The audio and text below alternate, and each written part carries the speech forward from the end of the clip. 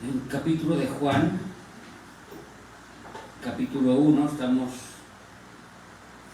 predicando el Evangelio entero de Juan, y hoy vamos a leer de los versículos del 6 al 18.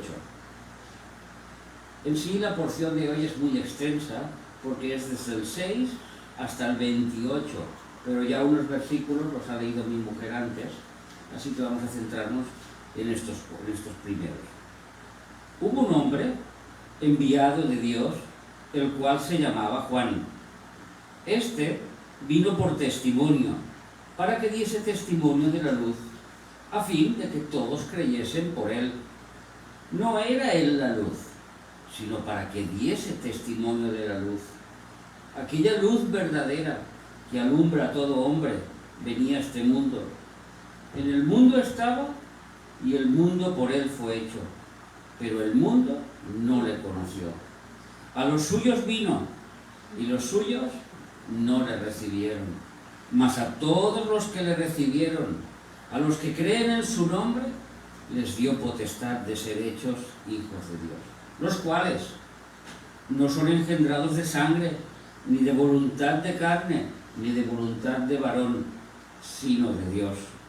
Y aquel Verbo fue hecho carne, y habitó entre nosotros, y vimos su gloria, gloria como del unigénito del Padre, lleno de gracia y de verdad. Juan dio testimonio de él, y clamó diciendo: Este es de quien yo decía, el que viene después de mí es antes de mí, porque era primero que yo. Porque de su plenitud tomamos todos, y gracia sobre gracia. Pues la ley por medio de Moisés fue dada, pero la gracia y la verdad vinieron por medio de Jesucristo. A Dios nadie le dio jamás. El unigénito Hijo que está en el seno del Padre, Él le ha dado a conocer. En estos versículos hoy vamos a ver cómo la salvación que Dios un día preparó llegó a este mundo. Cómo esta salvación traspasó los linajes de sangre y llegaron a los gentiles. Cómo esta salvación hoy tiene tanto poder como hace 2000 años cuando lo escribió el apóstol Juan.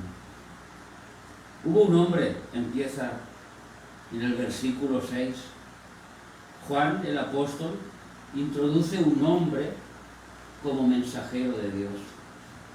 Es el inicio del tiempo de la luz. Es el principio del tiempo de la luz aquí en la tierra. De esta luz que alumbra en la oscuridad y lleva la vida. El hombre ha estado en oscuridad y tinieblas durante miles y miles de años. Pero llegó el momento preciso.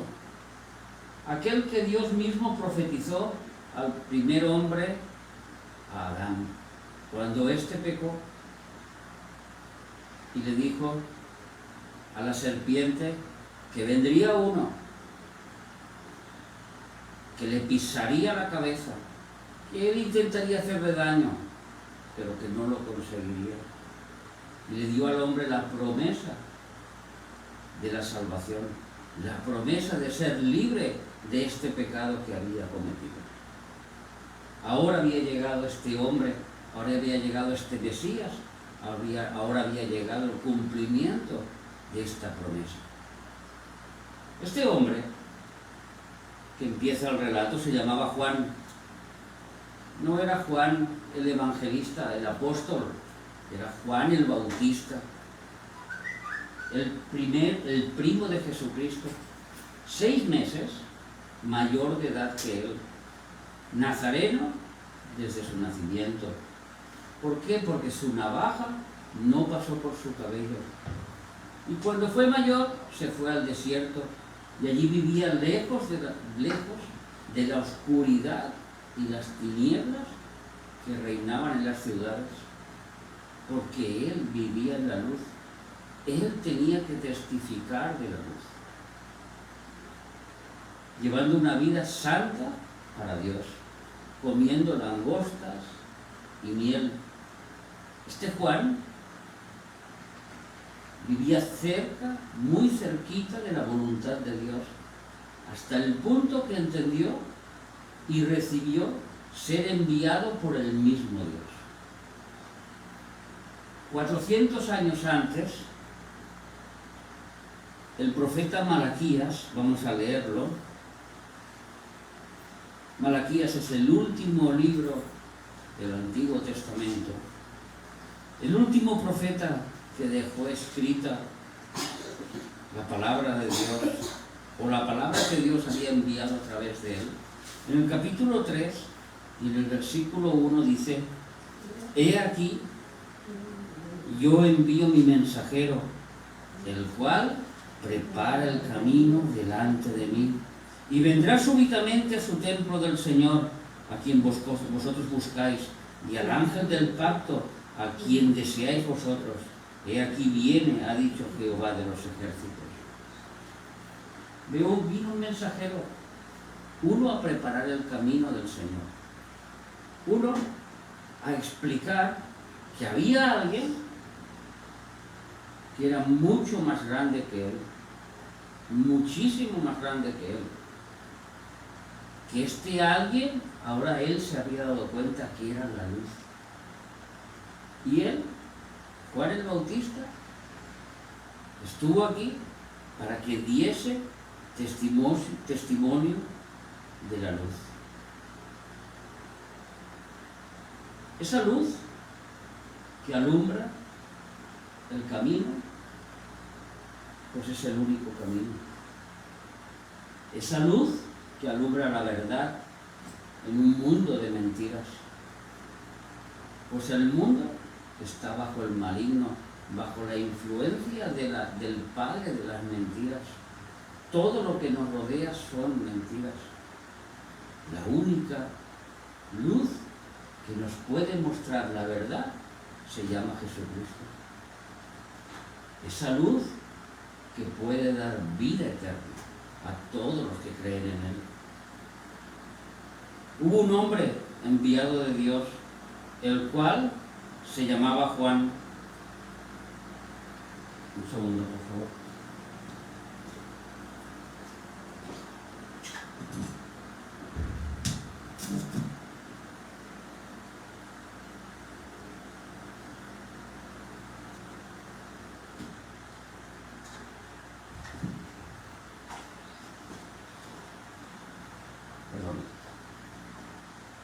Hubo un hombre enviado de Dios, el cual se llamaba Juan. Este vino por testimonio, para que diese testimonio de la luz, a fin de que todos creyesen en él. La vida de Juan el Bautista no fue una vida cualquiera. Fue una vida que transmitía la obediencia y la santidad a la palabra de Dios. Podía ser que él diese testimonio de la luz, pues vivía en la luz. Está muy claro que el pecado estaba bien lejos de la vida de Juan el Bautista. Por eso podía hablarles de santidad y de obediencia. Cualquier cristiano que hoy en día quiera dar testimonio de la luz necesita saber dos cosas. La primera, cuando Juan el Bautista empezó su ministerio, al igual que Jesús, podemos leer en Mateo capítulo 3 y versículo 2.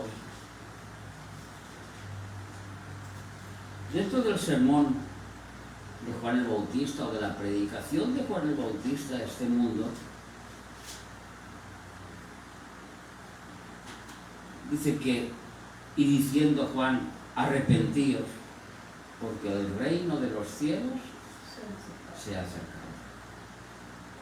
Un cristiano sin arrepentimiento es imposible que transmita la luz, porque es el primer paso que se necesita para reflejar la luz de Jesucristo.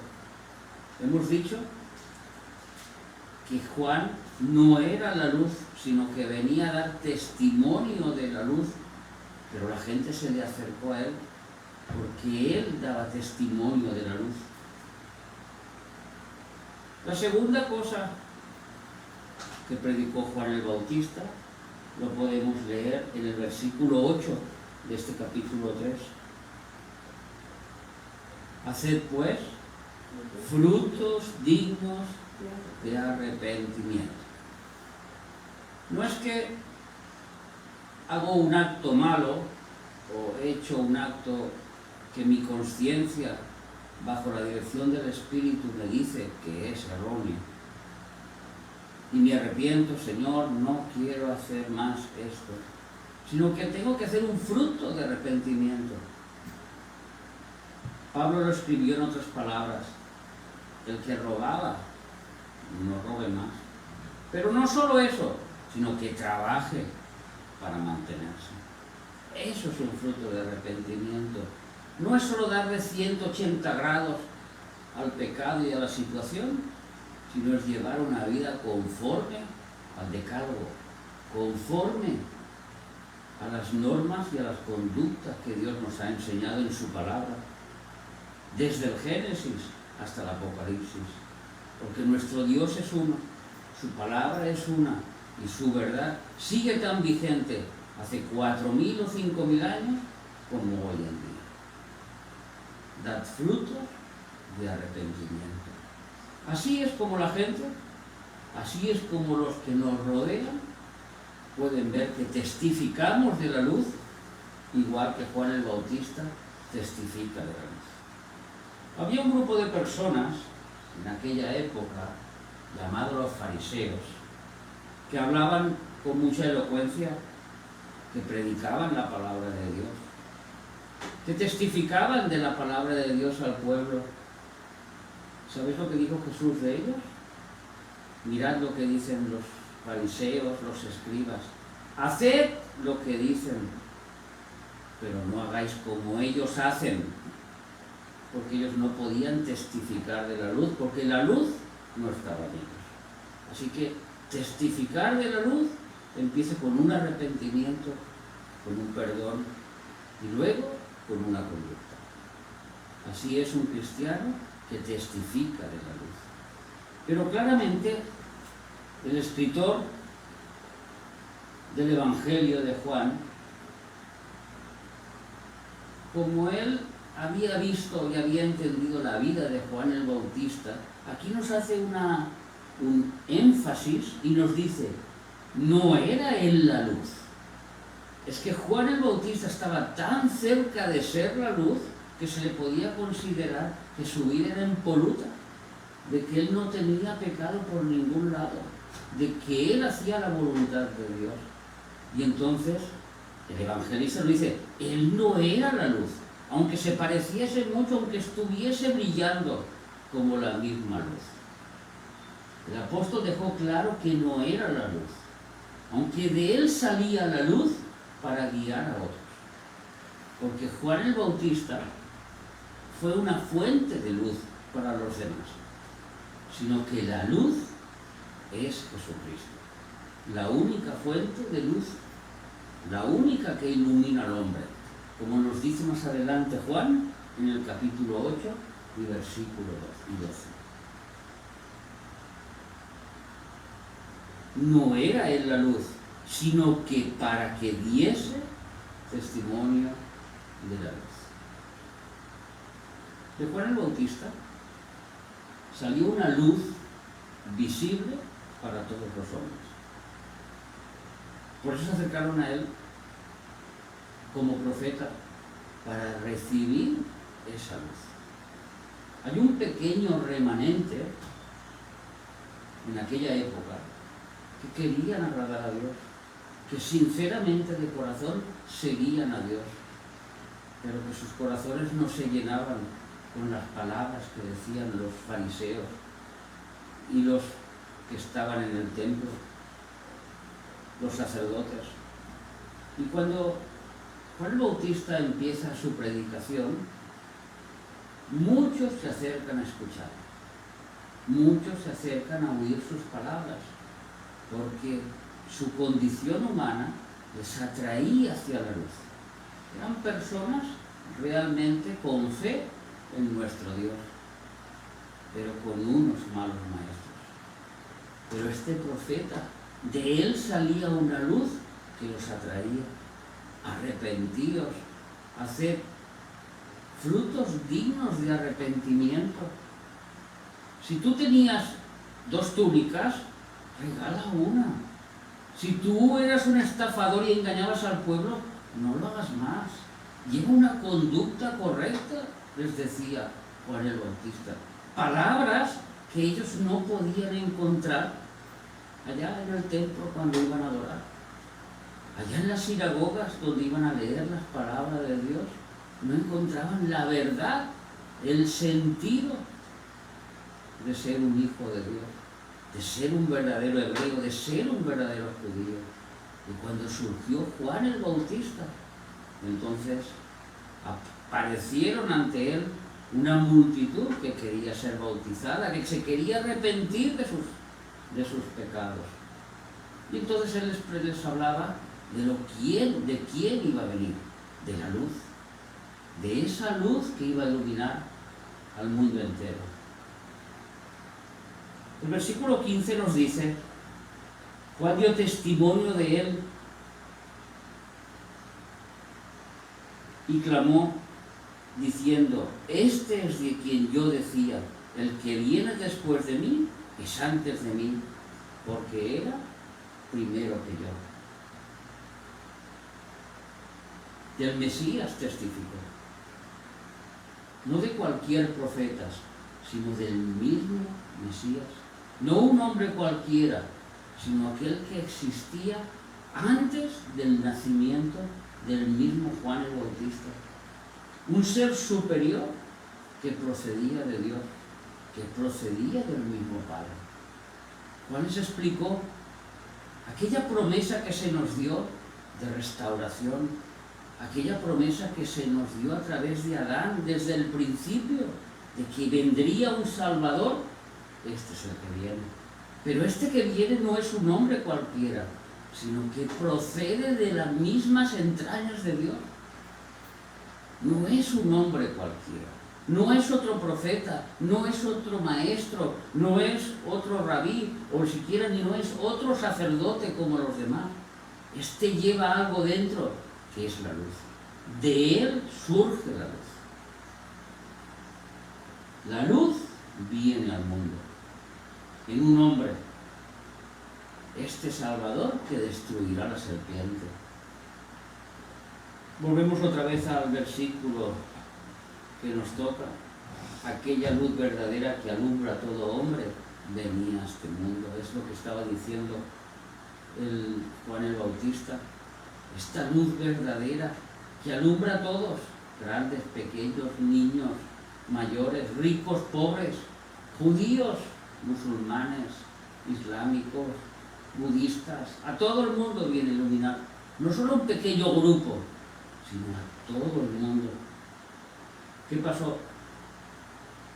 Que a los suyos vino y los suyos no lo recibieron. Aquellos que han visto la luz y se han acercado a la luz para ver la realidad, porque da lo mismo la condición humana, como acabamos de decir. Uno puede llegar siendo un ladrón, siendo un borracho, siendo un asesino, siendo un idólatra. Uno puede llegar siendo un adúltero, pero la luz lo recibe igualmente. No mira la condición con la que el hombre llega a la luz, sino que por la luz el hombre ve la condición en que se encuentra. Porque si entramos en un cuarto oscuro y está todo sucio, sin barrer, desordenado, y no le damos luz, no nos damos cuenta, podemos tropezar, hemos tropezado con algo, pero no vemos la condición de aquel cuarto. Así es el corazón humano.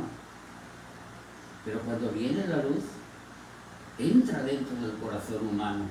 Y entonces cuando uno puede darse cuenta de su condición pecaminosa delante de Dios. Soy un borracho, soy un adúltero, soy un mentiroso, soy un ladrón. La luz no lo rechaza, la luz ilumina todo aquello que tiene que iluminar.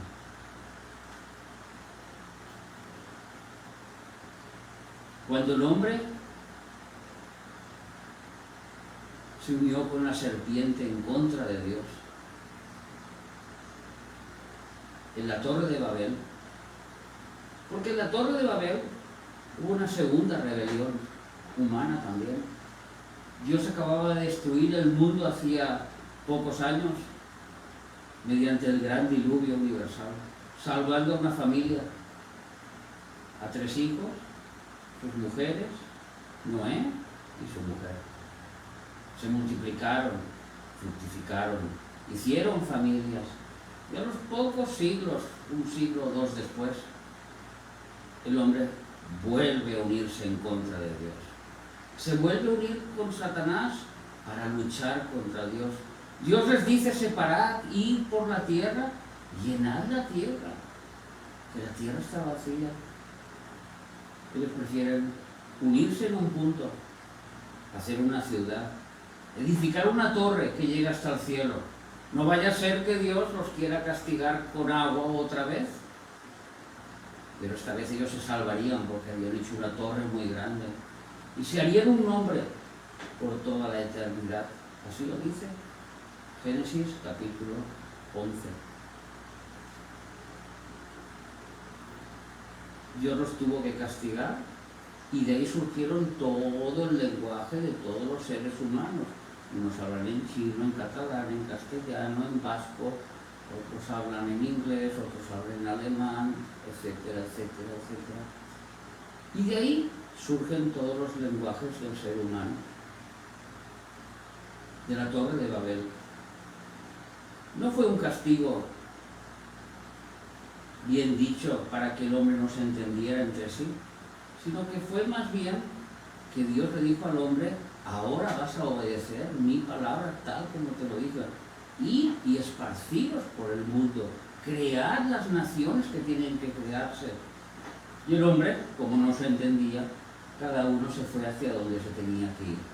Las direcciones nos las da Génesis capítulo 10. Y ahí se crearon todas las naciones del mundo. Pero Dios, en esas naciones, no encontró ninguna que le agradase. Ni una.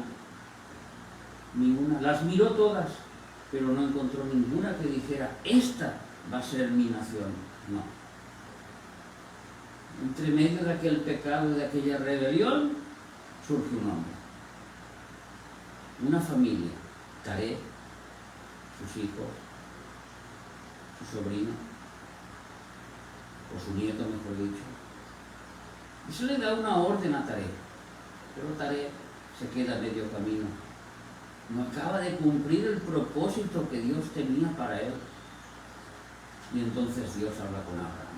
Abraham, hombre de fe, de ti haré una nación. Porque de las naciones que hay en la tierra, no puedo elegir una, es que no puedo. ¿Dónde va a nacer el Mesías? ¿Dónde va a nacer la promesa? No la encuentro. Todos se han rebelado contra mí. De ti haré una nación. Es que mi mujer es estéril. Es que somos mayores. Ningún problema para Dios. De ti haré una nación. ¿Qué pasó con Abraham? Que creyó a Dios y le fue contado por justicia. Génesis, capítulo 18, versículo 19. Unas palabras que le hemos nombrado más de una vez. Pero dice Dios de Abraham: yo sé, Dios, lo sé, no me lo ha dicho nadie. No es que yo voy a ver si es verdad o no es verdad, es que yo lo sé.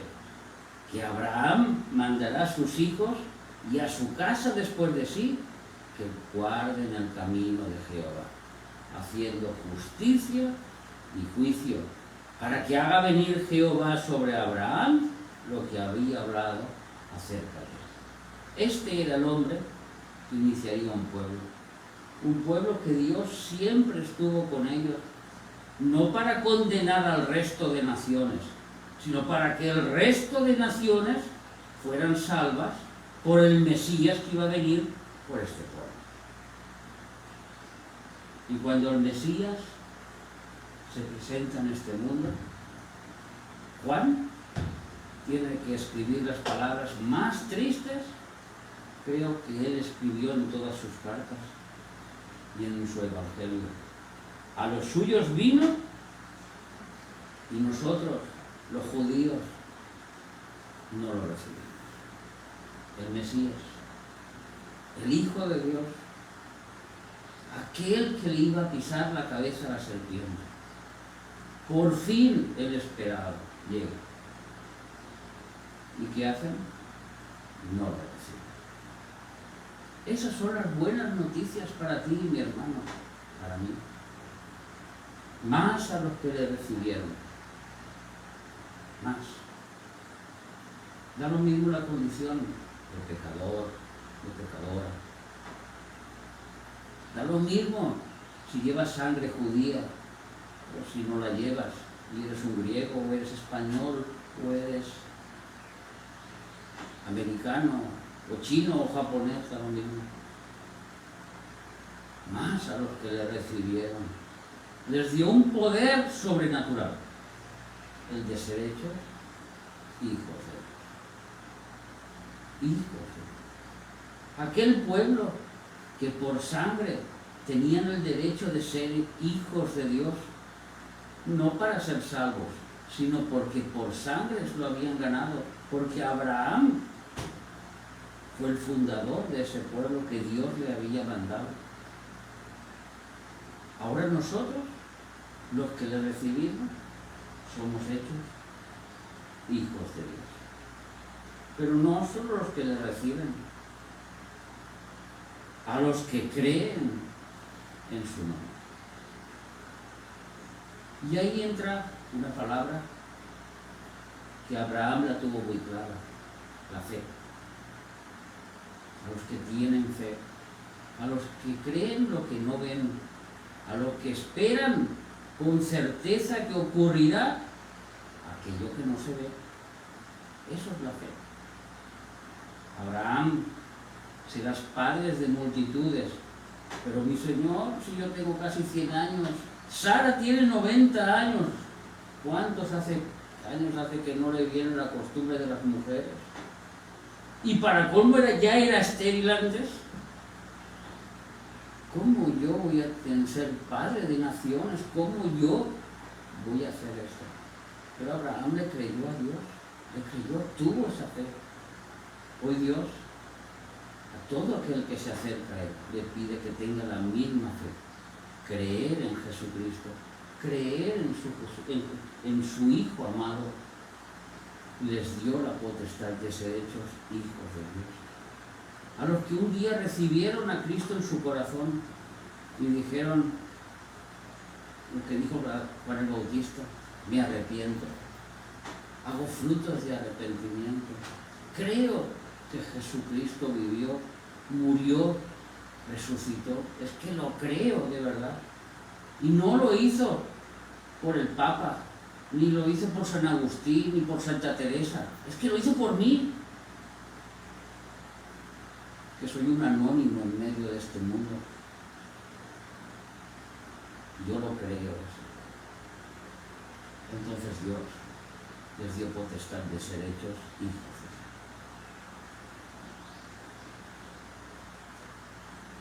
Segunda de Corintios, capítulo 5 y versículo 17. Estos que han recibido a Jesús, porque vino a los suyos, Juan llorando lo escribía, a los suyos vino y no lo recibieron.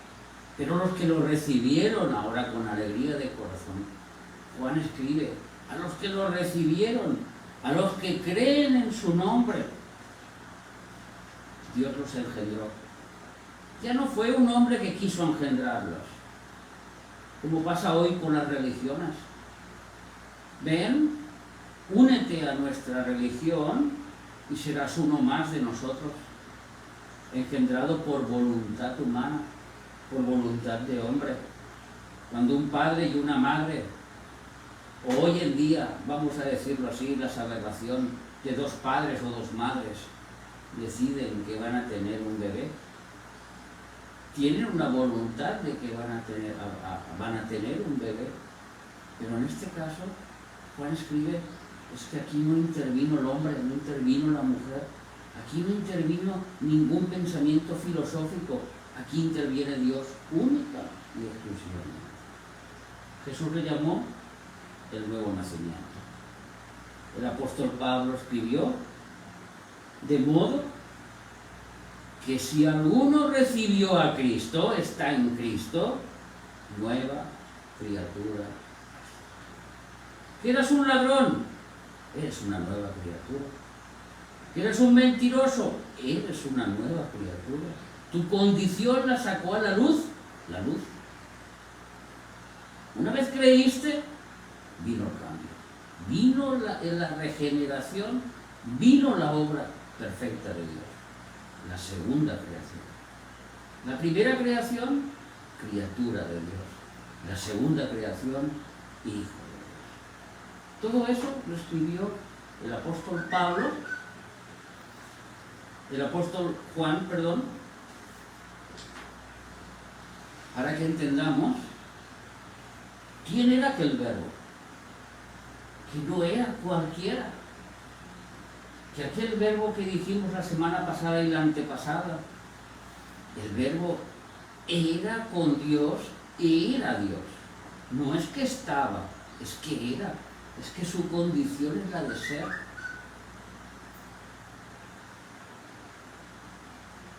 Y aquel verbo, versículo 14, fue hecho carne y habitó entre nosotros. Y vimos su gloria, gloria como el unigénito del Padre.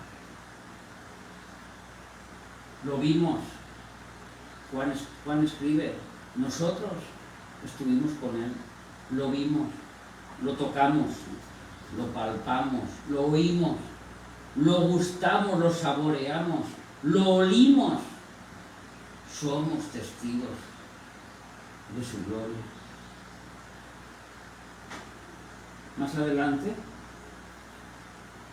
primera de Juan, capítulo 1, versículo 1, se atreve a escribir unas palabras que millones han soñado con ellas.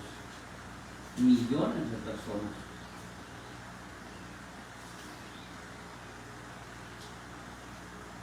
Lo que era desde el principio. Hemos dicho que en el principio era el verbo, no es que estaba, es que existía en aquel momento.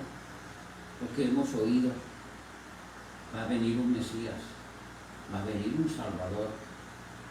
Un día vendrá a reinar, se sentará en el trono de David, un hombre enviado por Dios. Lo que hemos visto con nuestros ojos, nosotros lo hemos visto. Hemos visto a ese Mesías. Lo que hemos contemplado y palparon nuestras manos tocante al verbo de vida. Porque la vida fue manifestada y lo hemos visto. Y testificamos y os anunciamos la vida eterna, la cual estaba con el Padre y se nos manifestó. No hay otra manera más gloriosa de decir que aquel verbo fue hecho carne y habitó entre nosotros. Nosotros somos testigos de él. Pero no contento con eso, el mismo Juan, después de hablar del testimonio de Juan el Bautista, como hemos leído, y que no vamos a tocar aquí en el día de hoy, cuando le preguntan si era Elías, si era el profeta, o si era el mismo Mesías, Juan dice, yo no soy ninguno de ellos, yo soy un pequeñín que vengo a presentar el camino del Señor, porque es lo que se me ha encomendado. Pero como la forma de vivir les atraía, como su forma de hablar les llamaba, como el Espíritu Santo los redarguía de pecado, Entonces Juan concluye con este glorioso versículo: a Dios nadie lo ha visto. Nadie. De aquí hacia atrás, ni siquiera Adán pudo contemplar la gloria de Dios. Él estuvo con Dios, pero no lo vio. Porque si lo hubiera visto, no hubiera pecado. Estuvo con Dios, pero no lo conoció. Porque si lo hubiera conocido, no hubiera pecado. A Dios nadie lo vio jamás. El unigénito Hijo, único en su especie, significa unigénito. Superior a los demás hijos, significa unigénito. Este es el que le ha dado a conocer. Esta luz que ha llegado, este verbo que era con Dios, ha venido para presentarnos a Dios. Eso es lo que está explicando Juan.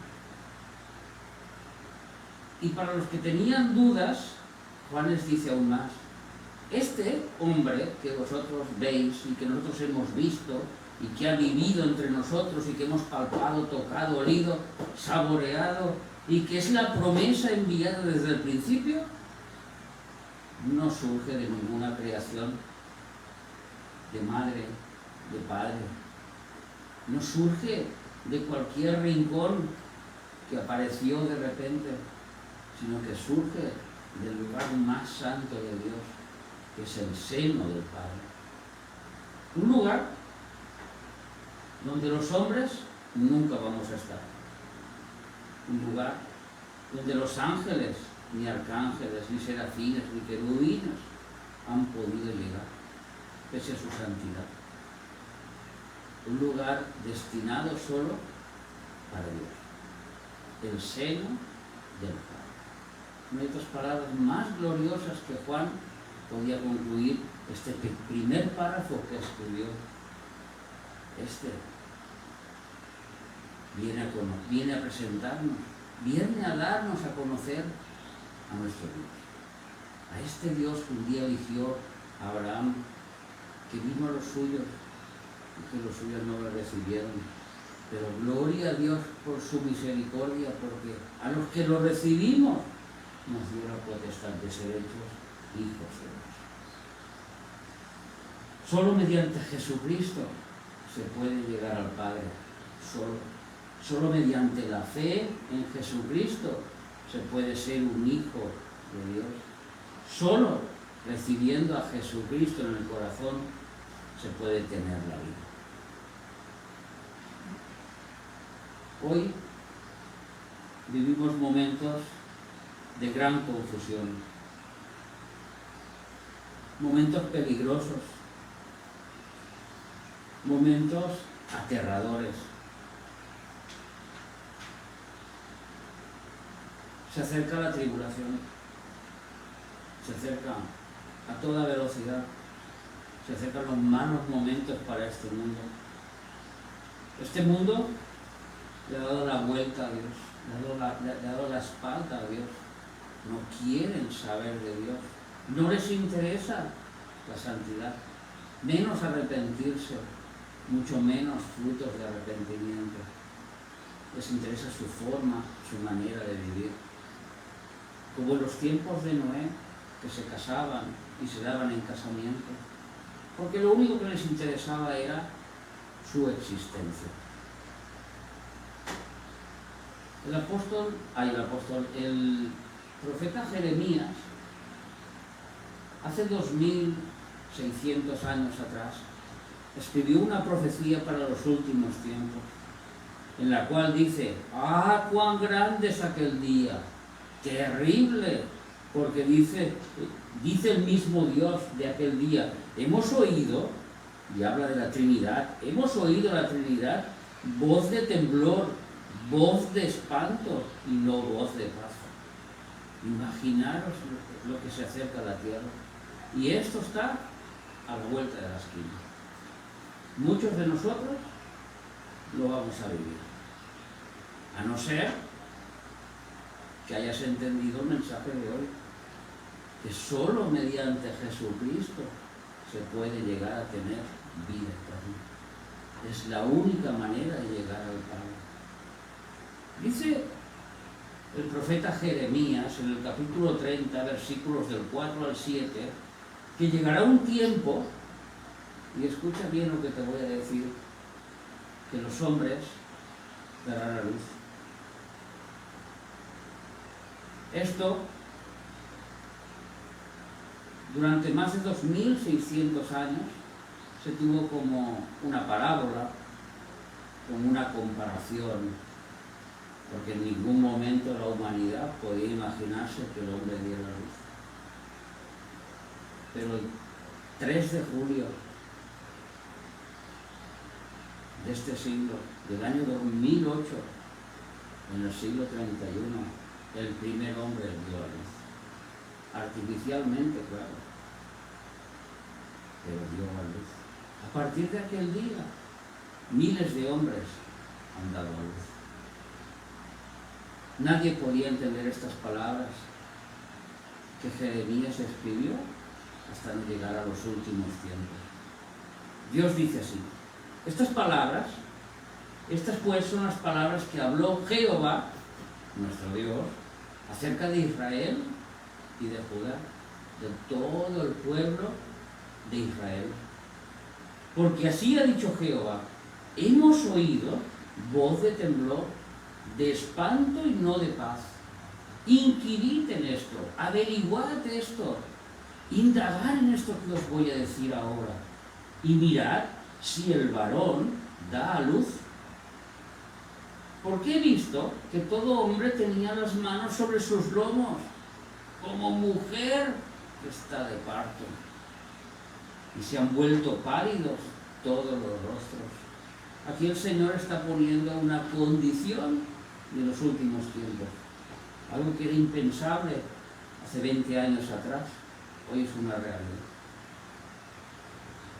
Jeremías lo escribió, y dice Dios: ay, ay, ay, ay, cuán grande es aquel día, el día que se acerca, tanto que no hay otro semejante a él.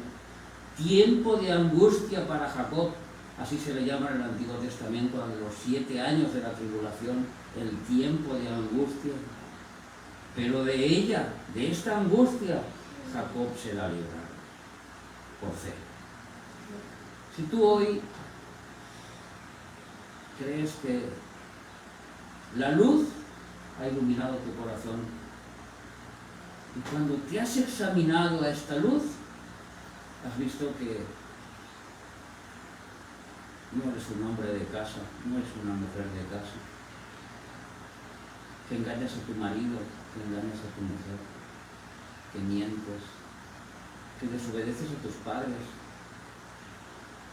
que eres un gandul, llámale como quieras, no encuentras trabajo porque no te interesa buscarlo, que eres una persona avara,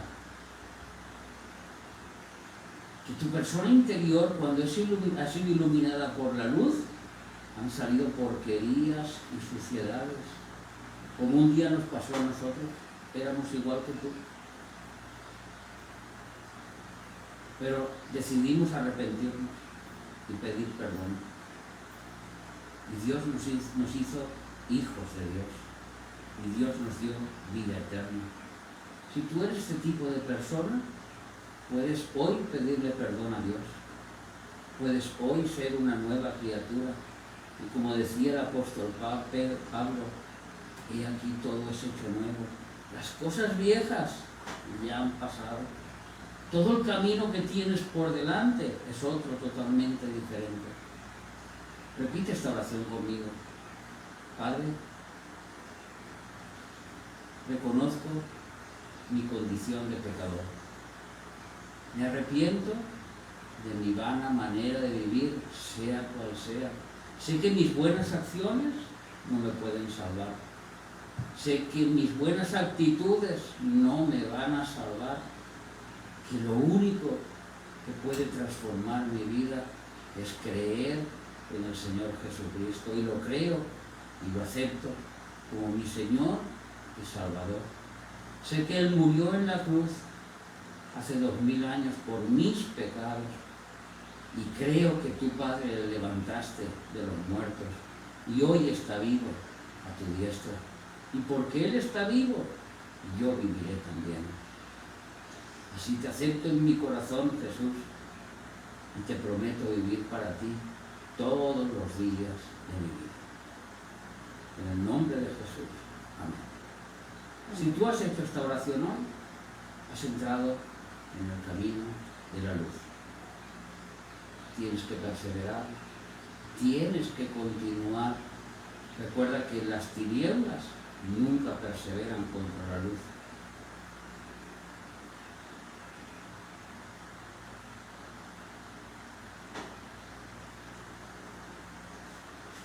Aquella luz que vino al mundo nos dio la potestad de ser hechos hijos de Dios. Así que, hermanos, en este tiempo final vamos a recordaros que vamos a dejar el enlace para vuestras ofrendas, para vuestros diezmos. Aquí pasaremos ahora también la ofrenda, porque la ofrenda es parte también del culto que le damos al Señor. Es parte activa también. Así que recordemos como aquella viuda que fue al templo y tenía una sola moneda y la echó en el templo.